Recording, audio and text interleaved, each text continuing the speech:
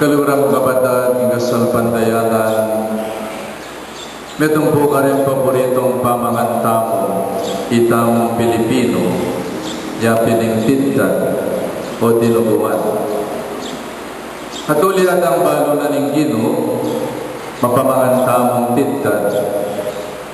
Yapat niya naman kaya katamo, ingkayang tindan, ing katawan at dayana, bilang pamangan at inuman ning keratawang kaladwa. Nung ating tinuguan ang pamputo, atin mo naman daya at katawan ng Kristo, tinapi at anak ning keratawang kaligtasan. My dear brothers and sisters, naning pamilyaliwa ning dinuguan ang makanantam ating pamanganayapag na kiyakatao ning Ginoo. Munang-muna, agpanggeng pamag-aral daw. Huwag kakatayan ding babi. Makataliya patagamat ang pambitis. Alaya karapat, putang saksakan daling kayang batal at darabol bulindaya, lulwal kitang sugat ning kayang batal. Magpalwal yung nakadalaso ng babi, toxins of fear, toxins of pain, toxins of anger, karetang makamaterya. Padaya nga karapating babi, makatali yan. Nga po ng saksakan lebatan, darabulbuling daya, kitang sugat na ding batan, papalwal yung lason, ing babi, lason ning takot, lason ning kamwa, lason ning pait at kasakitan na delanan. Nyabit po ang mamangang tamong tindan, kakanantamong takot ning babi, kakanantamong takayang kamwa, ang pong sakit na penang damana.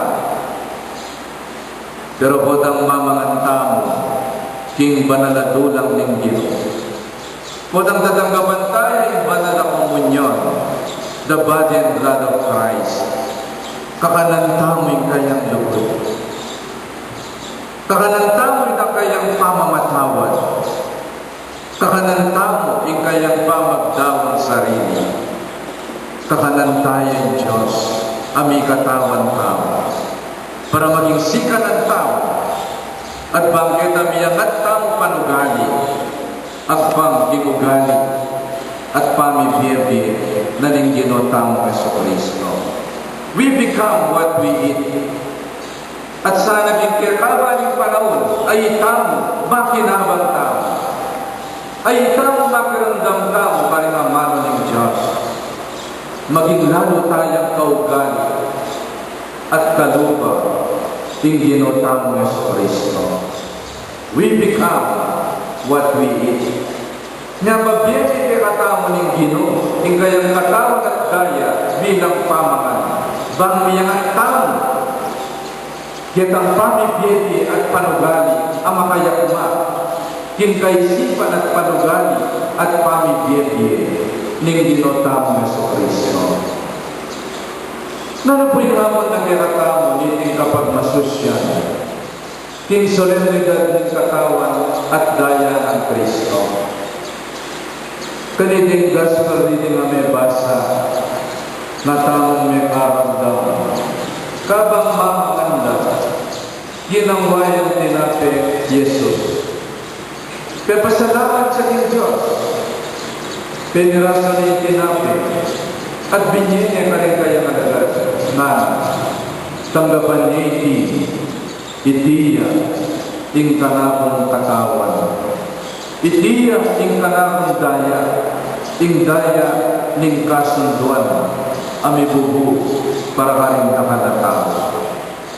O yan ing hamon na kiratamo ning Ginoo, to practice and to live the Eucharistic acts in our lives. King manin tinapi. Let us take one another for who we are and what we are. Kita may meaning pengari. Dimpengari tamo ila mimiling anak. Kita mimiling kapatid. And the challenge of family life is, let us accept one another. In spite of our shortcomings and limitations, uling metong tamong pamilya. Last Sunday we celebrated and we honored the Blessed Trinity.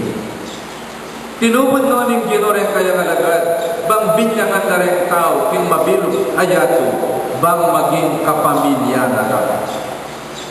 Patuling pamilya tao, we should accept one another for who we are and what we are, and bringing out the best in one another. Tanggapan may mamo. Uling po ang mipapananggap tamo kin metong at metong, mipakayap tamo, at pakayapan tayo ing metong at metong. Mipapananggap uling pamilya tamo. King komunidad tamo, mipapananggap tamo. Abe-abe. Deng makwal ka rin kanulo. Deng may garal ang puang ali. Deng masakit ang puang mayna. Deng masanting ang puang matsura. Mipapananggap tamo. Uling metong tamong pamilya. We take one another. As Jesus has taken the bread, He took the bread. Let us also take one another as one family, as brothers and sisters in Christ. Pepasalamat sa King Diyos. Nang magpasalamat na rin Israelita magdawon lang. Ugaling magdawon. Ugaling magpasalamat. Everything in life should be a life offering and a love offering. Pamagpasalamat ang magdawon. Idawon mo yung sarili mo bilang kapasalamatan king Abong Ginoo. From sunset, from sunup to sundown, from sunrise to sunset, sana palagi tamong magpasalamat king Diyos. Itamad tala rin lupatamo, kaladwa at kaisipan, king pamagpasalamat king Abong Ginoo. Pasalamatan tayo for what we have. Aligya tangala. For what the Lord has done for us, not our miseries and woes. Biye pamagpasalamat. Biye pamagdawon ng Diyos. Deng Israelita rin magpasalamat lang, magdawon lang. Magdawon lang pitsyon, o kaya naman baka, o kaya naman tupa. Sagsagan day baka, parayan day baka, pitnan day baka, pisulusuluan day, itang 1/3 na ng baka. Biya pa magpasalamat, biya magdawon. Idawon tamong yung Ginoo, ingkira tamong kainan, ingkira tamong sikanan, ingkira tamong tagumpe, ingkira tamong kabiguan. All our life, we should offer it to God. Malungkot ka, idawon mo king Abong Ginoo. Masaya ka, idawon mo. May nagumpe ka, idawon mo. At kang problema, idawon mo. O yan diwaning banal na Eucharistia. Biyema pamagdawon. King sablang ating tao. At malilyari king tao. Your pain, your suffering, your shortcomings, your defects, your strength, and your victory. Idawon mo king Abong Ginoo. And then, pemirasone tinapi. Let us break ourselves for one another. Breaking the bread would mean break your time, your talent and treasure. Break yourself for one another. Pamye tayo, piraswan tayo, at pamye tayo. Kung yan yung diwaning banal na Eucharistia, balo yung po ang kapampangan, at duwaya kabaldungan ng biye. Biye means life. Biye means to give. At yung kabaldungan ng biye tamo, ibiye tayo, karingaliwan tao. Ibiye me ken pamilya mo, ibiye me ken parokya mo, ibiye me ken komunidad mo, bilang tanda ng pamagpasalamat. Bilang tandaling pamagdaw ang umutang alupking akong Ginoo. So much so, whatever we give is an act of thanksgiving. Is an act of bringing back to God na maning pinyeta kaya katao. Babalik tamong mipnong lugod at kapasalamatan tayo. So my dear brothers and sisters, bawal yung mamangan tiddan, bawal yung mamangan daya. Uli ni Kristo, yapag ne kaya katamo yung kayang katawan at daya. Pero tanda ng tao, when we eat the body and blood of Christ, kakanantamo yung kayang lugod at kapatawaran. Pero yung kayang katanan ng Ginoo kaya katamo, ipiyatay yung sarili tao. Piraswan yung sarili. Pasalamatan king Diyos. Let us take one another. King diwanin ba na Eucharistia? Talakad tayo.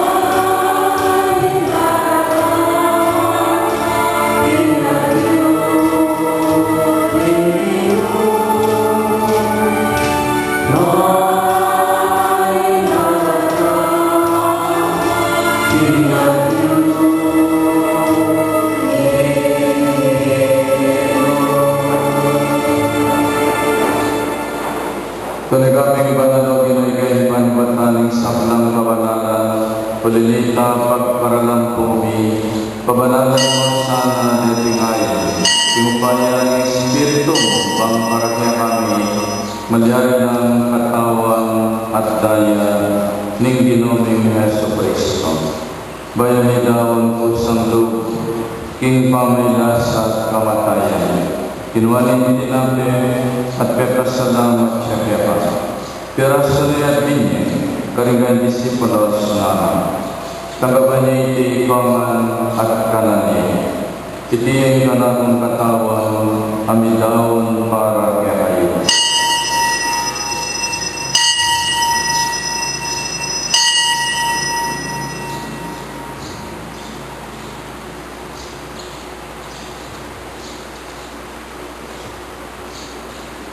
Makanya mo naman kaibat ng apunan, kinuha ng kalis, pasibayo yung pepasalamat kaya pa. At binili ng kalis, karikay disipulos nga, tanggapan niya ikaman at minungbo kaniti. Hindi yung kalis ng kanakundaya, indaya ng bayo, at alangang tipan, kami bubuo para kaya kayo, at para rin sablang tao. Bangkit kami patawaran na rin kasatanan. Daptan niyo iti bilang kapigaganakan anak.